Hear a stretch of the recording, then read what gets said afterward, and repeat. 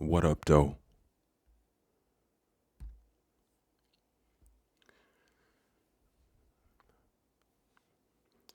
Special news alert from the Eastern Argus, Portland, Maine newspaper, Friday, June 30th, 1826. We know of no parallel for this section of the entertainment other than what the Boston boys were wont to denominate niggerlection, so called in contradistinction from artillery election. At the former anniversary, which is the day on which who is governor is officially announced, the blacks and blackies are permitted to perambulate the mall and common to buy gingerbread and beer with the best of folks and to mingle in the mysteries of Paw Paw. But on the latter day, when that grave and chivalrous corrs, known as the Ancient and Honorable Artillery Company, parade for choice of officers, which officers are to receive their diplomas directly from the hands of His Excellency, the Governor and Commander-in-Chief in open day and in the august presence of all sorts of civil and martial dignitaries. Why woe to the sable imp that shall then adventure his woolly pole and tarnished cuticle within the hallowed neighborhood of nobility.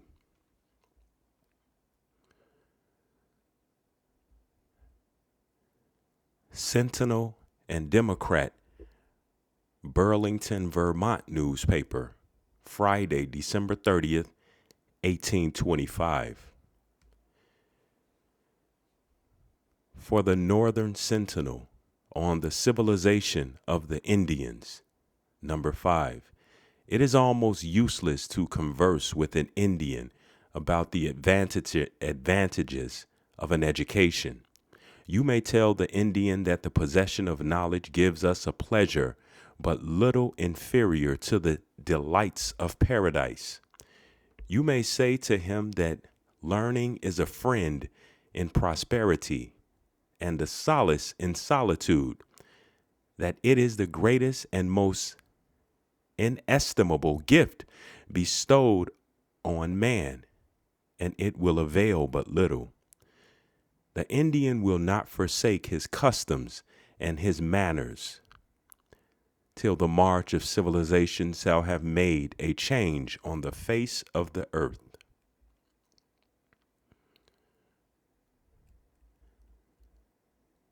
The mind of the Indian is such that it is easily affected by the works of nature and things visible, and the advantages to be derived by reasoning with the Indians in regard to moral views are small in comparison with the benefits that would accrue were the Indians to be induced to engage in the active pursuits of life.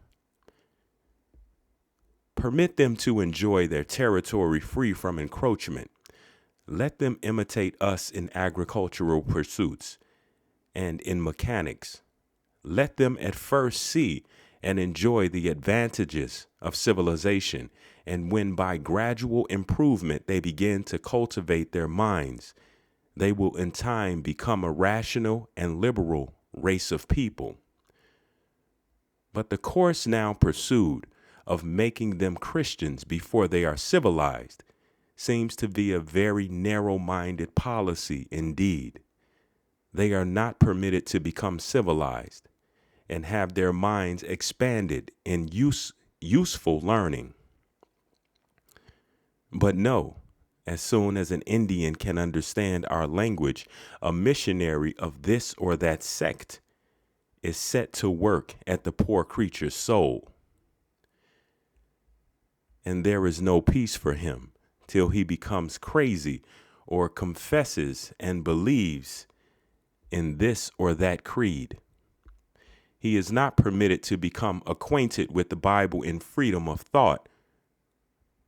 But no, he must have his mind enslaved with some sectarian religion. I should as soon think of talking to a sick person on the confuses of the grave.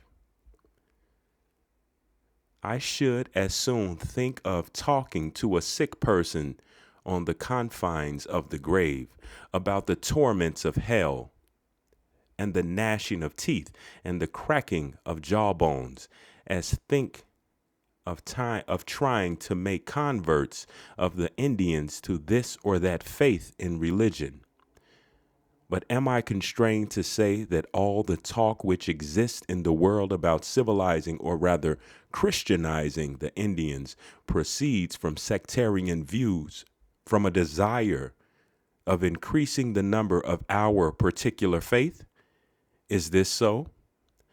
Not the true happiness of the Indian, nor the policy of the government enters into the mind of the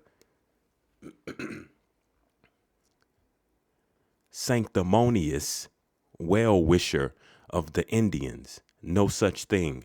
The great cry seems to be among the Christians of the day to increase the number of their followers, intimating that that sect is the true one which has the most converts, not the most sound reason for its support. And so the friends of their sects have gone into the uttermost part of the earth seeking converts, adding numbers to the living church. But while we lament the course pursued as regards the Indians themselves, we ought otherwise to be thankful. For let us remember that in sending away so many to purify the Indians, peace prevails at home. For if those who are now scattered among the heathen had remained here, we might have had another crusade, another holy warfare. We are all anxious that the Indians should be civilized. It is our consistent with humanity that we should so desire. It is only consistent with humanity that we should so desire. But this can only be effected by inducing the Indians to engage in agriculture and such like pursuits. The gradual progress of our people among the Indians is very beneficial toward this object. They will become changed in their manners as they dwell among the white people. And where they dwell together, marriages will occur. And intermarriage will evidently promote this great change. Some may sneer at the idea of our people marrying with the Indians, but let them remember that some of our most able and respectable men boast of their Indian blood. And well may they, for this intermarriage seems to produce men of a noble character, whose genius is not only equaled by their acquired dignity. The erection of military establishments among the Indians is also beneficial toward promoting their civilization, and it is by such means that the savage may be induced to forsake his hunting and become endeavored to the rest of mankind. But no religious establishment can or ever will achieve it. Ministers of the gospel have not and never had the wisdom to accomplish such things. The church must lay aside all pretensions to the exercise of power and commit that to the government under and by whose protection she thrives and flourishes.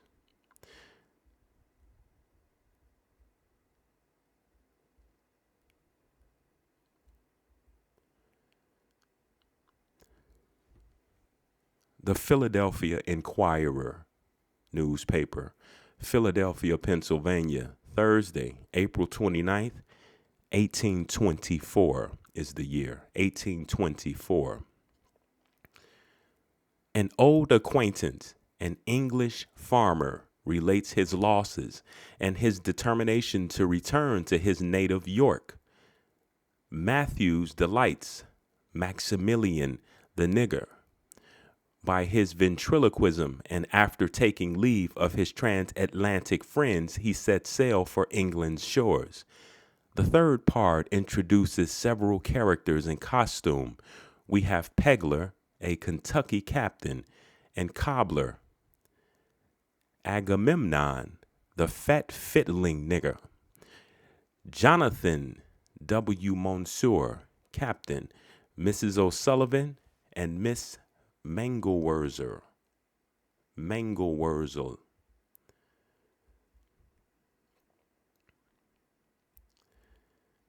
The United States Gazette newspaper, Philadelphia, Pennsylvania, Monday, October 15th, 1810. From the New York Columbian, a letter from Sambo on the interesting subject of corsets.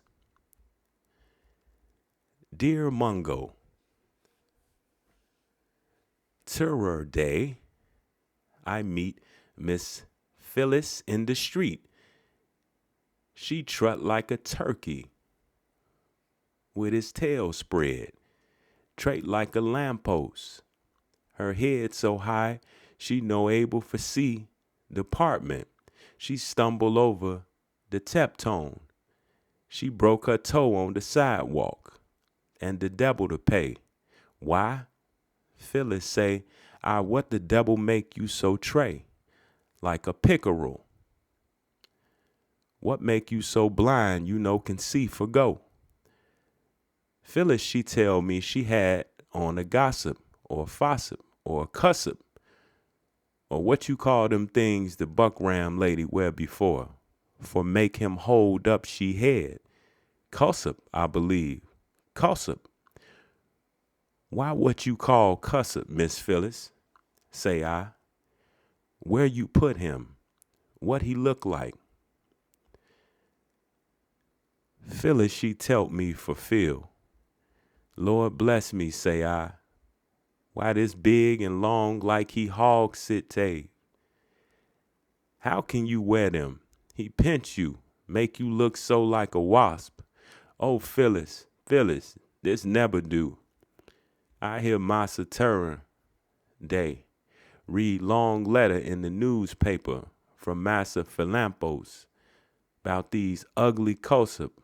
And Massa Philampos, he say, how that one fine charming young buckram missy, who had the rosy cheek and the shiny eye, she go dead for them plaguey things. And Massa, he read one other letter, and the newspaper too, from Massa Philampus, about Miss Doublecoat. She too most dead, all for the cussup. Oh, Phyllis, spouse you no tro these things way. You come sick and you die too. Phyllis, I cannot bear for you sick. Then you look so tan and so pale like the yellow molar. Then your eyes no shine no more. Kai, Phyllis, she say, who care for Master Philampus and Philampus? He buckram man. He say so for fright the lady of color and make them afraid for follow the fashion of the buckram lady. S'pose the buckram lady wear the cussup. I wear the cussup. She no afraid, I no afraid. Oh, Phyllis, say I s'pose you come sick. You no got money for pay doctor, buckram lady, huh? Then you have nothing for comfort you.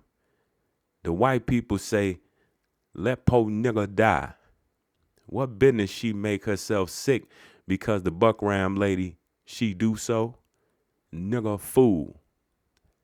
Then Phyllis, she promised me she would throw away the cussup. And next time I see her, she feels so well. Bless me, she dance, and she laugh, and she grin, and her eyes shine, and she look so chirk. It make my heart jump in my throat for see her.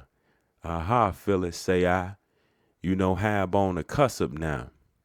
If the buckram lady was wise like you, they could laugh and dance, grin too. Nigger wise now, buckram lady fool. Sambo.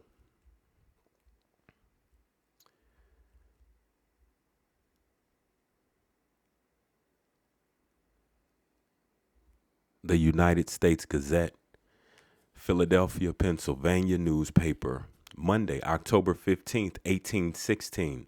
About 11 years ago, a white man came to the house of a free colored woman named Fanny Larrington, living on the Sound in the neighborhood of Wilmington, North Carolina, and requested her to lend him some assistance in bringing up some things he landed close by. She readily sent her eldest child, Dick, with him. His long stay alarmed her. She went to look for him, and when she called, received no answer. She had not gone far when she beard the cry of her two youngest children, whom she had left in the house. In returning to their relief, she suddenly came upon a Negro man who had under each arm one of her children, whom he instantly dropped and made an escape into the woods. The mother at once knew the fate of her son, and while she embraced her little daughters, thus fortunately rescued, she cried bitterly for the loss of her eldest son, who had been so cruelly and treacherously stolen from her. Of this son, she had not heard any tidings until a few days since he arrived in Wilmington, and made her, as he was himself, happy by the recovery of his long-lost freedom. He went before a very respectful magistrate, and proved by two credible witnesses that he was the same person who had been kidnapped from his mother, as above recited, and that he was born free. He states that he went along with the white man to the landing, but saw nothing to bring away. He was obliged to go into a canoe over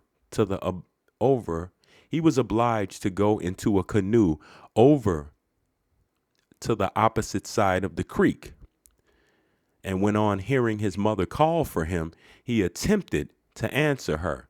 His mouth was gagged, and he forced to accompany him through the woods until, as by concert, they met on a road a wagon and team going into the back country. The apparent owner of it, who called himself Dukes, claimed him as his property, carried him away, and sold him. His last master was a Mr. William Walker of Stokes County, with whom he went by the name of Prince. A subscription had been raised for the purpose of sending a person who could identify this boy, and by regular process of law released from his slavery. But Dick had availed him of a favorable opportunity. He escaped, and by the exercise of considerable ingenuity, made his way to Wilmington, where his claims to freedom have been substantiated beyond the possibility of a doubt.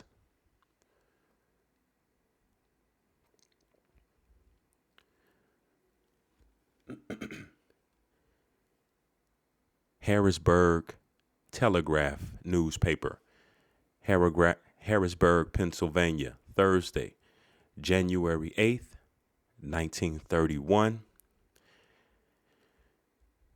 It says, wandering Indian forced to rest at hospital. Indian World War scout is patient in city hospital.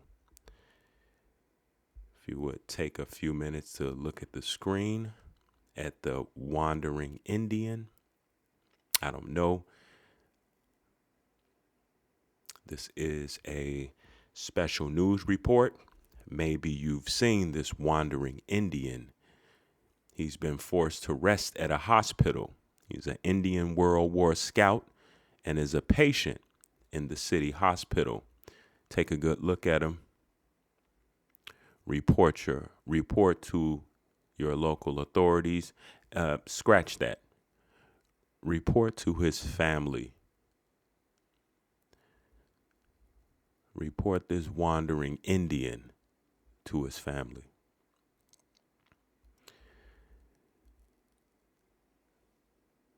Leicester Journal and Midland County's General Advertiser. Leicestershire, England. May 9th, 1800. Let's go across the pond to England.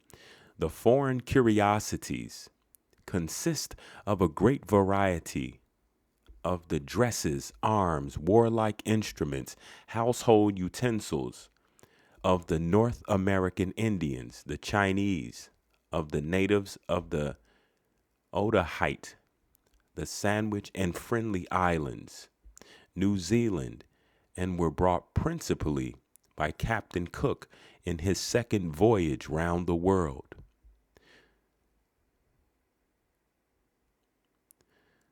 So they bought a variety of dresses, arms, warlike instruments, household utensils of the North American Indians. Captain Cook in his second voyage round the world.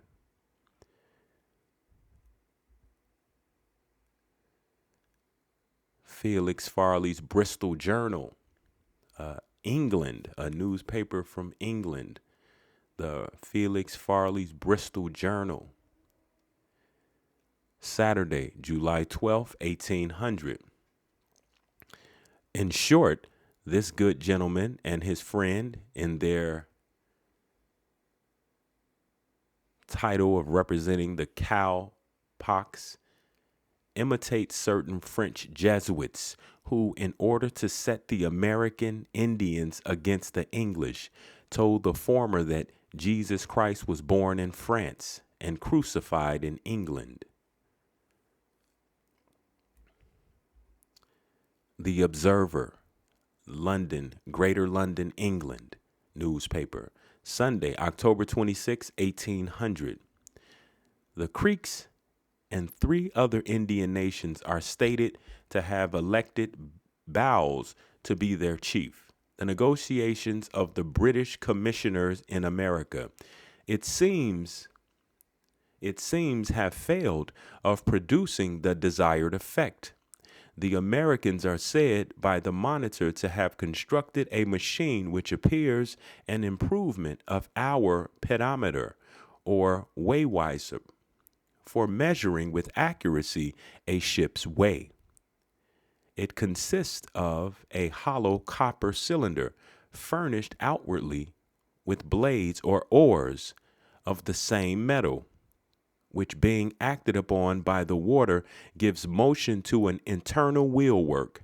This latter marks the ship's way by a set of hands and a diacon or a dial on the surface. Moreau arrived at Radisson on the 5th of October with General McDonnell in the midst of several discharges of artillery. Letters from Ulm state that the French have begun to demolish the fortifications and to fill up the ditches. They announce that this operation will be accomplished in a month.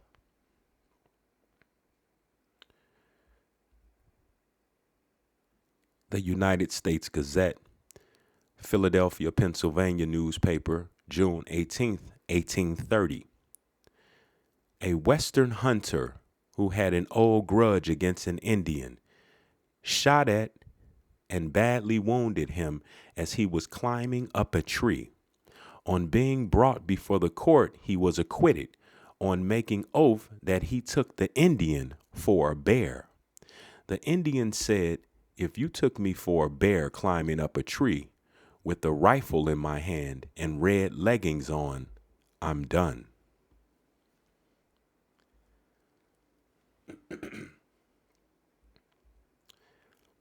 The Charleston Mercury, Charleston, South Carolina newspaper, December 16th, 1830. The year is 1830. Aaron Church, about 5'6" high, an Indian, very dark, with long and very straight hair, except the ends which curl. 2 letters on his breast marked with India ink.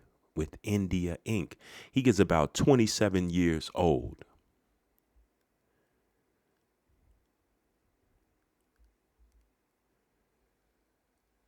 The Torchlight and Public Advertiser, Hagerstown, Maryland, Thursday, November 25th, 1830.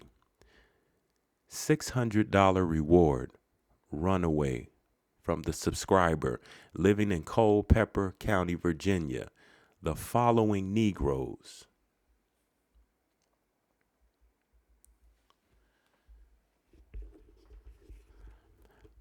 Bat and George on the 8th of August, 1830. Ben and Dennis. Ben about the 1st of July and Dennis about the 1st of January, 1829. Bat is about 5'8" or 10 inches. Large scar on his face from a burn, very black and unlikely.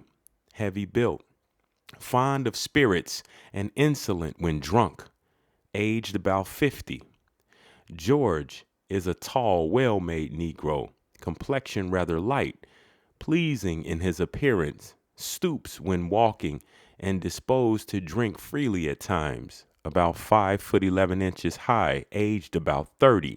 Ben is about 5'8" high, very dark complexion, thick lips, rather inclined to corpulence, and has but little to say, and had been in the habit of driving a wagon and team, aged about 35. Dennis, who left me in January 1829, is about 5'6" high, copper color, well-made, youthful appearance, aged about 21 or 22, disposed to dress neatly, rather under the usual size of men, and rather silent than otherwise, thought to have some small knots upon his breast. The above slaves are thought to have made their way to Pennsylvania or Ohio, and if apprehended in either of said states and delivered to the subscriber, the above reward will be given. The sum of $200 will be given for Dennis, $150 for Ben, the same for George, and $75 for Bat, if apprehended in Pennsylvania or Ohio and delivered to the subscriber, or if apprehended in Maryland and secured in any jail. For Dennis, $75, Ben the same, George $30, and Bat $20. A liberal reward will be given to any person who will give information that will lead to the apprehension of said slaves. To the subscriber living near Thompsonville, Culpeper County, Virginia, August 25th or August 26th, Geo Ficklin.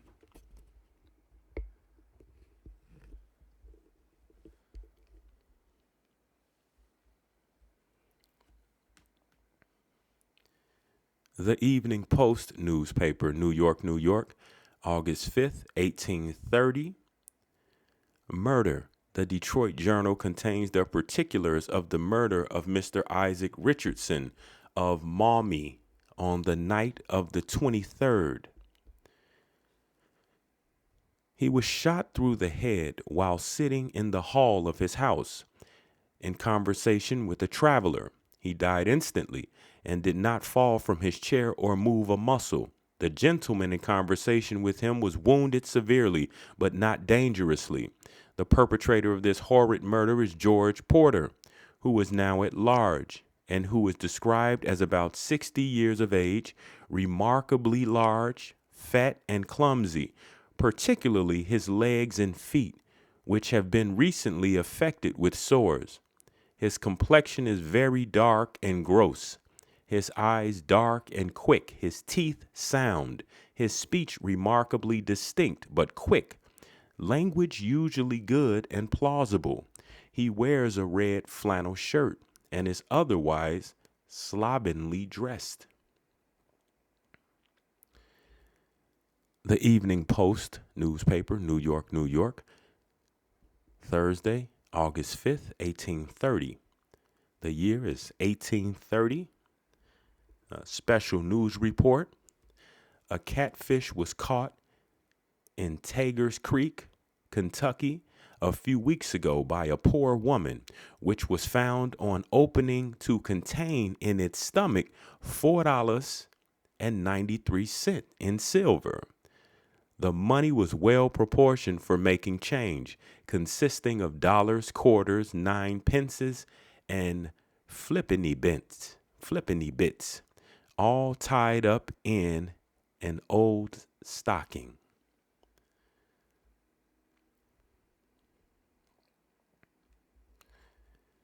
York Republican and anti-Masonic expositor, York, Pennsylvania. The York Republican and anti-Masonic expositor, York, Pennsylvania newspaper. Tuesday, April 20th, 1830 is the year.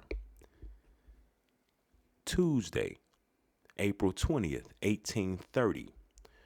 For the Republican, the Indian question fairly presented to the citizens of the United States.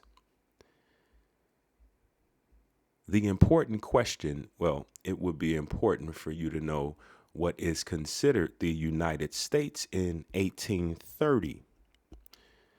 The important question is probably soon to be decided whether Georgia shall exercise the power which she claims over the Indians within her borders at the expense of the public faith, or whether the public honor shall remain unsullied and Georgia be restrained. The prospect of its speedy consideration before Congress renders it highly necessary that the people should have the question fairly presented to them, and for that purpose, the writer of this communication has thrown together his thoughts upon the subject, that he may add, if possible, his mite to the aid in the illustration of this question. The Indians were the original possessors and owners of this soil, of this continent. Georgians, and before the discovery of it by the Europeans, lived like every other people in all ages and countries according to laws and customs of their own institution. At that time, they certainly had the exclusive right to the soil. The inquiry then arises, how has this right been divested? The answer is by conquest and purchase. That part of the soil divested by purchase has always been obtained by treaties entered into with the Indians as independent nations. We have always treated with them as having the complete jurisdiction over the soil they occupy, subject only to the limitation of our preemption right, and this right ceded to us by solemn treaty with them. We have hitherto only rendered them dependent so far as to say to them, you shall not sell your soil to any other person or nation than to us, nor hold treaties with any other civilized nation. This condition was doubtless originally enforced by the sword. In nearly all our treaties of cession of territory from the Indian tribes, we have guaranteed to them peaceable possession of the residue of their land. They have always lived in a state of independence on the laws of the respective states, and under treaty stipulations for the punishment of certain offenders, not against the laws of the state or the U.S., but against the citizens of the U.S. And some of the treaties stipulate that the U.S. shall have authority to pursue offenders within the territory of the tribe and bring them to punishment. Now, is not such a stipulation an express admission that without such an agreement, no right exists to exercise any jurisdiction within their limits? In fact, jurisdiction over their territory, property, or persons has never hitherto been exercised either by the U.S. or the individual states except in conformity to treaty stipulations entered into with them as independent nations. To all these treaties, the states, by their representatives in the Senate, have given their consent. How then, I would ask, can the individual states now, in defiance of the faith of this government, thus solemnly pledged by treaty, claim to exercise jurisdiction over the soil, property, and persons of these tribes? At no time past has the exercise of such jurisdiction ever been attempted. Offenses committed by Indians upon Indians or by whites living within the Indian territory have never been considered as under the cognizance of the state authorities, but only punishable under the treaty stipulations touching such offenses, or according to the laws and usages of the Indians themselves, leaving them in fact under a government of their own regulation. The laws of the northern states were never extended over the Indians residing within their limits until their own assent to such an exercise of power had been given. And if the Indians now residing within the limits of the several states were to enter into a treaty stipulation to submit to the jurisdiction of such states and to all their laws, then all objections to the exercise of such power would be removed, because we cheerfully recognize the principle that every people may change their rulers as well as their form of government whenever they please. But it would be a sheer act of tyranny for these U.S. or any other member thereof, because they possess the physical power to force their laws upon these broken tribes contrary to their wishes and in violation of the fact of the U.S. solemnly pledged by repeated treaties. And as to the argument that their existence within the limits of the states and independent of their power is a violation of their sovereignty of the states, violation of the sovereignty of the states, and contrary to the Constitution of the U.S., this, I think, is capable of refutation by the consideration of the condition of those people anterior to the adoption of that instrument, and also of their connection with the government of Great Britain anterior to the Revolutionary War.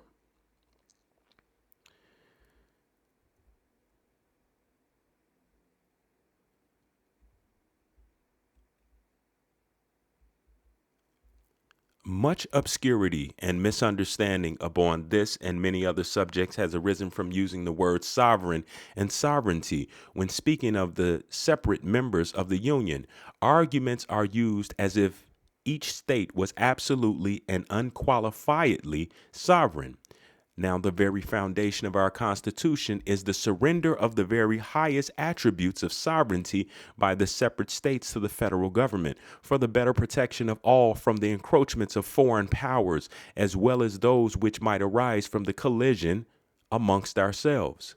The states under the Constitution possess only a qualified, not an absolute sovereignty. Georgia claims to be a sovereign state, and so she is, except so far as she has voluntarily surrendered her sovereignty by entering into the federal compact.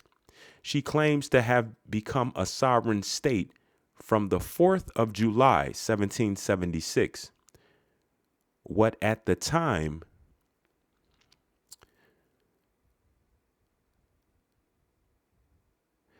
was the exposition of the Indian tribes within her chartered limits. Were they then subject to the state of Georgia?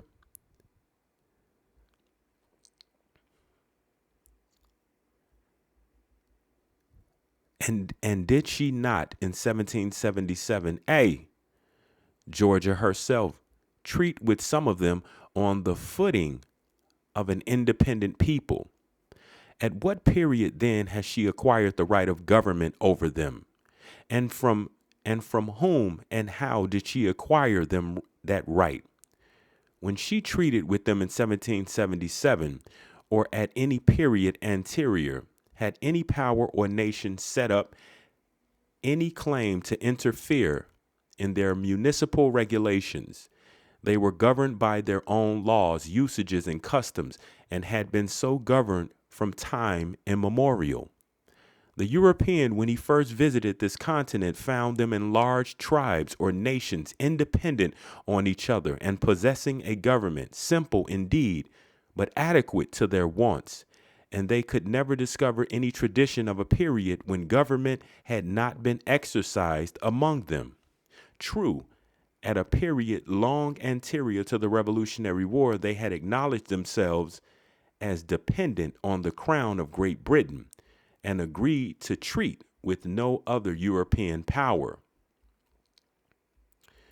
but never ceded any other attribute of their sovereignty, and that power never attempted, under color of such agreement, to extend their laws over their persons and property. After the Revolutionary War, those tribes of red men within our borders, but particularly the southern tribes, treating with the U.S. as independent nations and with all the formulations usual on such occasions, acknowledged their dependence upon the U.S. and expressly by treaty stipulations, renounced their dependence upon any other foreign power and placed themselves under the protection of the U.S. With the exception of subsequent treaties for cessions of land, those relations and engagement thus voluntarily and mutually entered into still subsist and are in full force. Under the federal constitution, we well know that no state can treat with the Indians. Georgia, then, can have acquired no right by treaty or otherwise over the Indians since that period.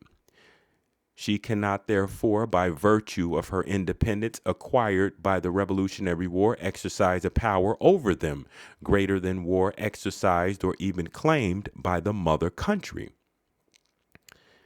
It cannot be pretended. Great Britain, it is well known, never did set up such a claim. If then neither Great Britain anterior to the Revolution nor the U.S. since that period have ever for a single moment advanced such a claim, but always treated with them as nations enjoying the right to treat of peace and war, and to cede a portion of their territory, and what higher attributes of sovereignty can there be? Where then, I demand, does Georgia get her right to extend her laws, civil and criminal, over them without their consent? Georgia held a different language to them in the days of their power. Then she could approach the poor, destitute Indian and say, "Brother, our people are increasing in numbers. We need some land for their use. You have an abundance for all your purposes and to spare. Give us of your abundance." But now, when they are weak, broken, and helpless, and Georgia strong and powerful and capable of working her will upon them, the language is changed. Indians have now no rights. The U.S. could not even hold treaties with them. Such engagements have neither the force nor obligations of treaties. The Indians now, without their consent, and indeed in the face of their solemn remonstrance, are to have all the laws of Georgia extended over them, and be degraded from the proud rank of free men to the debased condition of the free Negro. For Georgia, by her laws, has placed them with that degraded caste, and subjected them to all the disabilities imposed on that unfortunate race.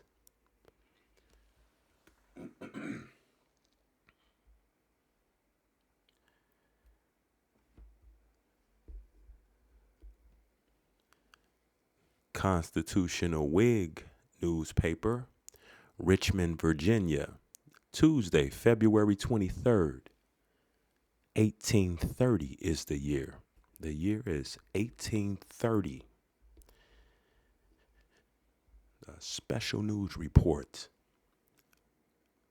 $50 reward absconded on Tuesday, the 19th, from on board Mr. P.J. Archer's boat, then lying at Cartersville, a Negro man, Tom, who calls himself Tom Jefferson.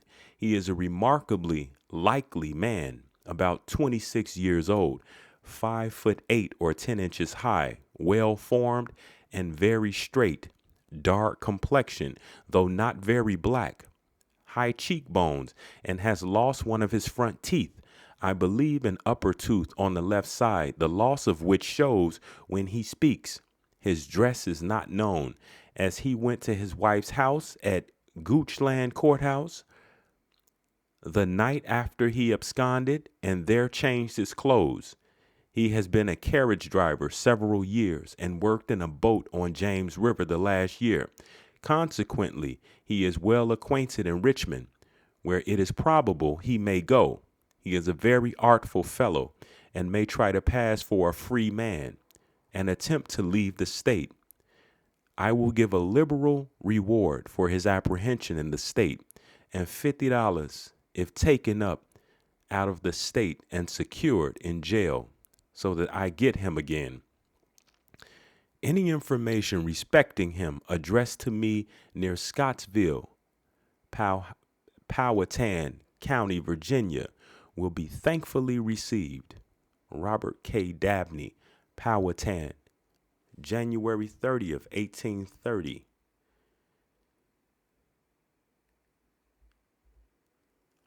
Constitutional Whig, Richmond, Virginia newspaper, Tuesday, February 23rd, 1830. Runaways was committed to the jail of Washington County, Maryland on the 12th as runaways, two Negro men. One calls himself Charles Hill and the other Ben Butler.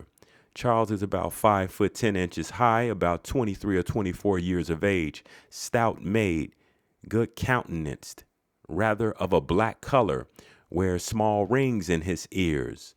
Ben is about wears small rings in his ears. Ben is about 5'7" or 8 inches high, about 24 or 25 years of age, stout made with the down look, no perceivable marks about him. The said Negroes had on, when committed, coarse castanet roundabouts, pantaloons, and vest of a dark color. Charles had with him a blue cloth coat with a velvet collar and a pair of drab castanet pantaloons with sundry other summer clothing. Ben had with him an old blue frock coat, drab castanet pantaloons, and some other clothing. The said Negroes say they had been working for Mr. John W. Baker at Georgetown, D.C., on the canal near said town, and sometime passed themselves as brothers. The owners of said Negroes are requested to come forward, prove property, pay charges, and take them away. Otherwise, they will be discharged according to law. Christian Newcomer, Jr., Sheriff, January 14th. The Salt Lake Herald, Salt Lake City, Utah newspaper, Saturday, November 22nd, 1890. Won $500,000. How the oddest bet on record was won and lost. Nigger up or nigger down. The great game is played by broker Henry Harley on one occasion only.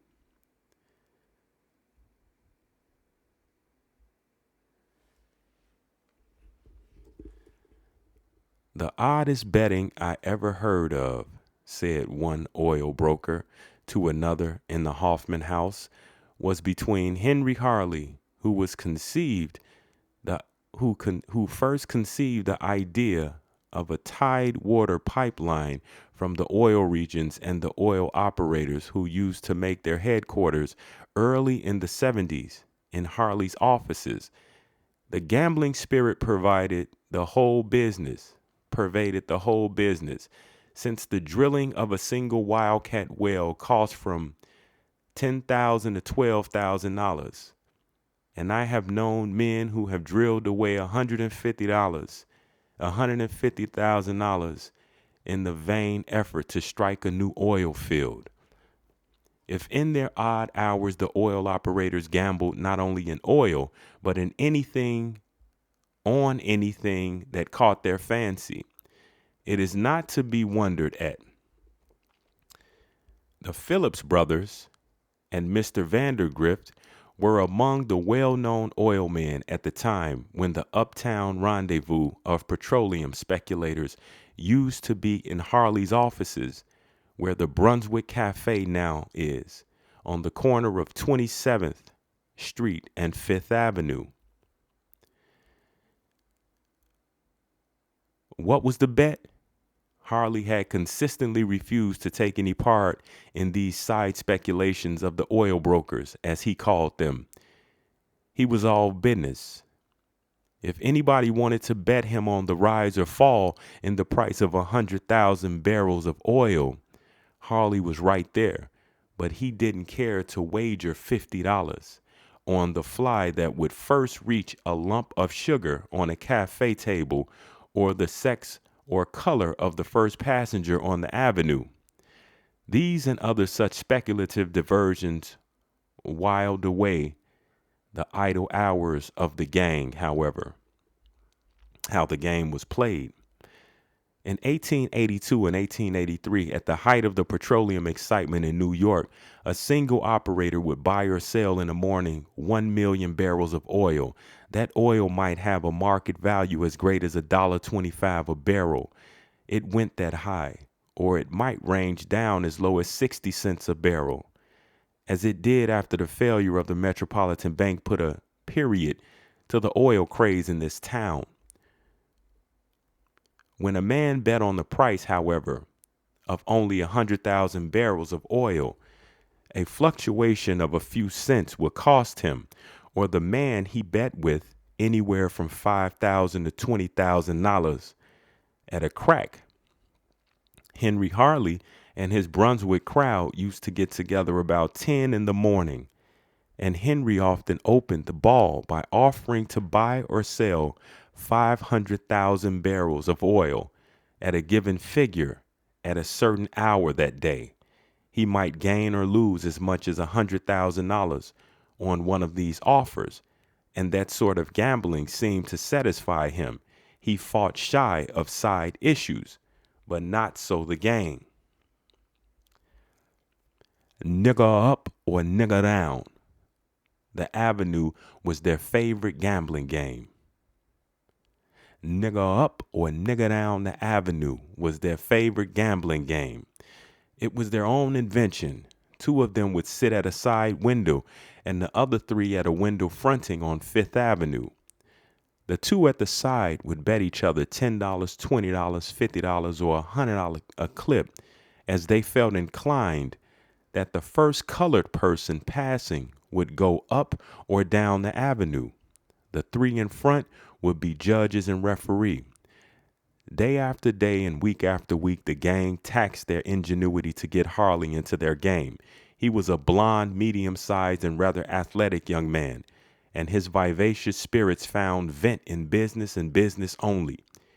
He wouldn't come into the game, and that was the end of it. Phillips, not one of the brothers, but an oil man also, had lost $15,000 to Weston one morning in an oil deal before Harley got to the office. Phillips felt a little sharp set, and he bet Weston $500 more that he would get Harley into the nigger up or nigger down the game. That he would get Harley into the nigger up or nigger down game before night. Weston took the wager. How the bet was made. On his way downtown, Harley, who was a pretty close observer, had read in his morning paper that the colored people of New York were going to celebrate Emancipation Day that day by a grand parade, which would form in Union Square and march to Central Park. He attached no particular importance at the time to the announcement, but when he got to his office and Philip began badgering him to bet nigger up or nigger down at $20 a head, his eyes flashed, and to the astonishment of all the oil men within hearing, and the gang in particular, he broke out with, "I've stood this long enough now, and I'm tired of it. I'll bet you an even $100 each that more Negroes go up than down today." So the judges and the referee went to their windows, and Harley went about his business as if nothing out of the way had happened or could happen. By 11 o'clock, 870 colored people, men, women, and children, had gone down Fifth Avenue in plain sight of the judges, and not a single one had gone up. Phillips naturally felt a little sot up since he was $87,000 to the good, and he ordered in a basket of wine. Harley kept up an imperturbable front, an imperturbable front. Harley kept up an imperturbable front.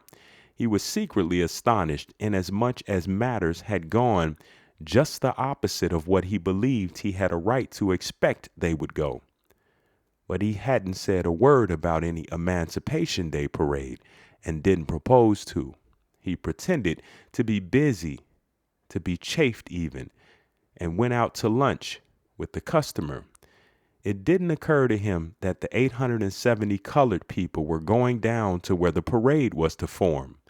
At 1 o'clock he returned. He had hardly got his head inside the door when a wild barbaric strain was heard pealing up the avenue, and in a moment a gorgeous sable drum major broke into view at the head of a splendid Negro band. Every neck was craned out to see what had broken loose, but Harley, who felt that his time was coming at last, kept his own counsel. Before 5 o'clock that day, 6,000 colored people had marched past the office window in Brunswick Hotel, and Harley was $513,000 ahead of the game of nigger up or nigger down. I don't believe it was played much thereafter that. Harley accepted a dinner to the gang in lieu of his steaks. New York World.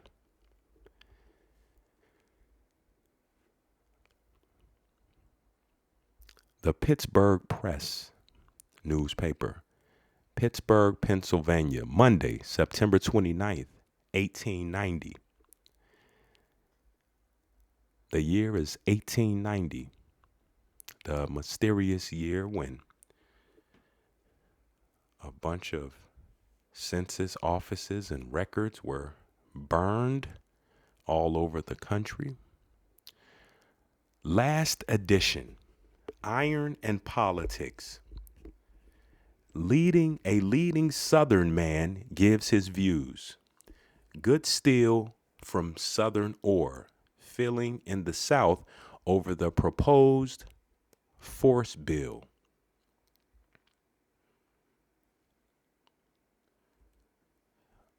Washington, September 29th.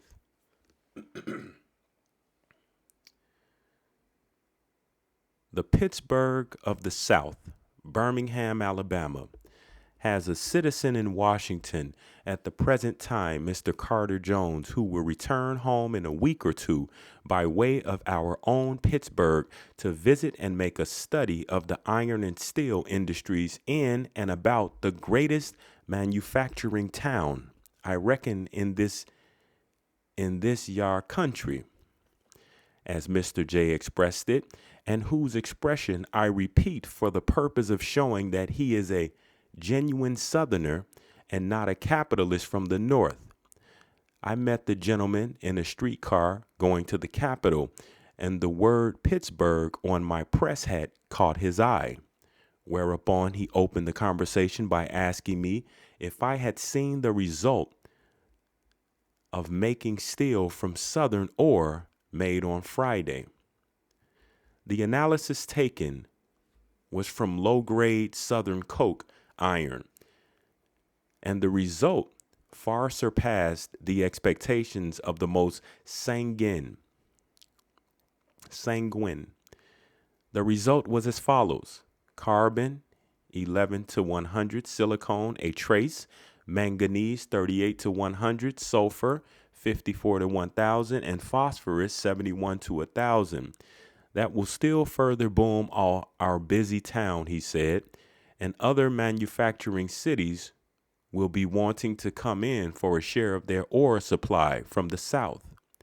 We have 2 new mills now in course of construction, and our 4 furnaces and the other mills are running full blast. The men are all busy who want to be, and the niggas in their respective capacities are paid precisely the same as the white men. Our scale is the same as in Pittsburgh. You must all be pleased with the idea and operation of protection in that section of Alabama and favored the McKinley bill just passed, suggested the writer.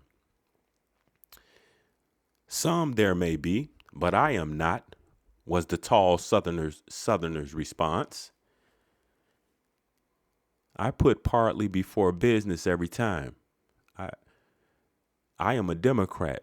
That's a fact. I hold it that the protective idea enriches the favored few.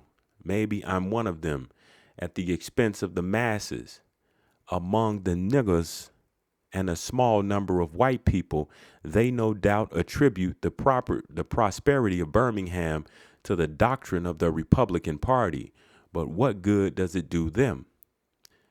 Alabama is fixed, and although their ballots are counted, their influence is worthless.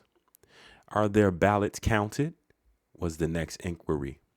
Mr. Jones smiled quite severely and replied, yes, the vote of all those that are willing to go to the polls is counted, but some don't go. Won't the force bill, when passed, change such conditions as you practically admit exist, but which your representatives here in Congress regularly and uniformly deny on the floor? That federal election law will never go in the South. It means far more bloodshed than ever occurred, even in the early days of Reconstruction. Naturally, the great majority of the election supervisors would be niggers, and I have heard many Democrats who are just as respectable and law-abiding as myself declare that if a nigger was put at the polls to oversee his vote and the general business at the voting places, they would kill him. No, sir, they are not fire eaters, as you intimate, but the very best class of citizens. That law must not be. The soldiers at the polls was the cause of the Ku Klux, so called, and many violent deaths.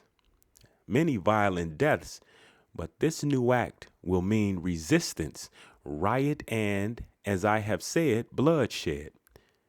I not only speak for the section of Alabama from which I come.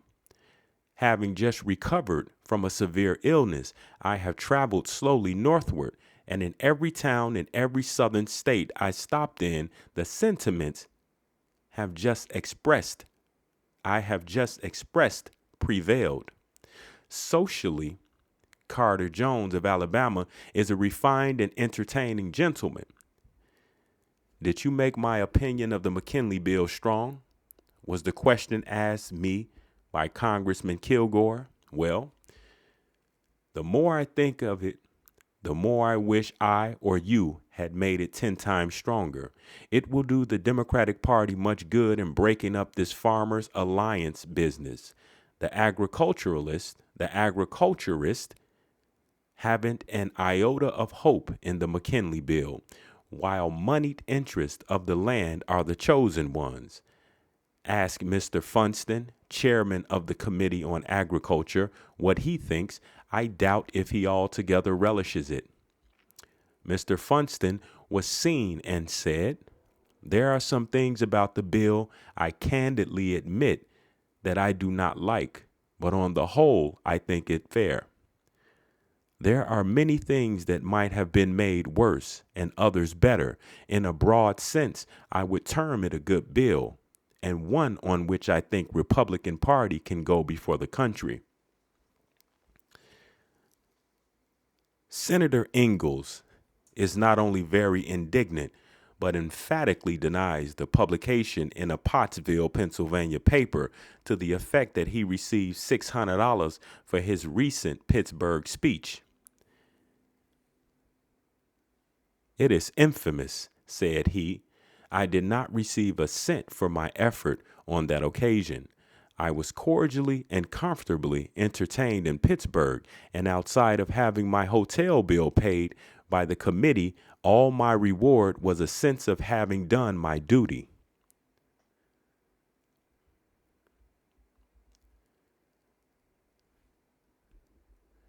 The Pittsburgh Press, Pittsburgh, Pennsylvania, Monday, September 29th, 1890. The year is 1890. Want Herbert Gladstone. Cable to Press News Association, London, September 29th. It has been practically decided to invite Herbert Gladstone to become president of the Indian National Congress, which meets this year in Calcutta. Should he decline, Adjuya Nath, a native of India, will probably be selected. I found this interesting that they were calling Hindustan India in 1890.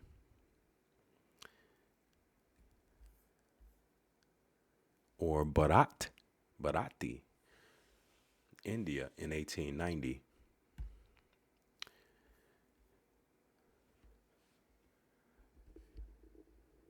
This concludes today's special news reports. We have more news reports that are forthcoming. Until then, do the right thing.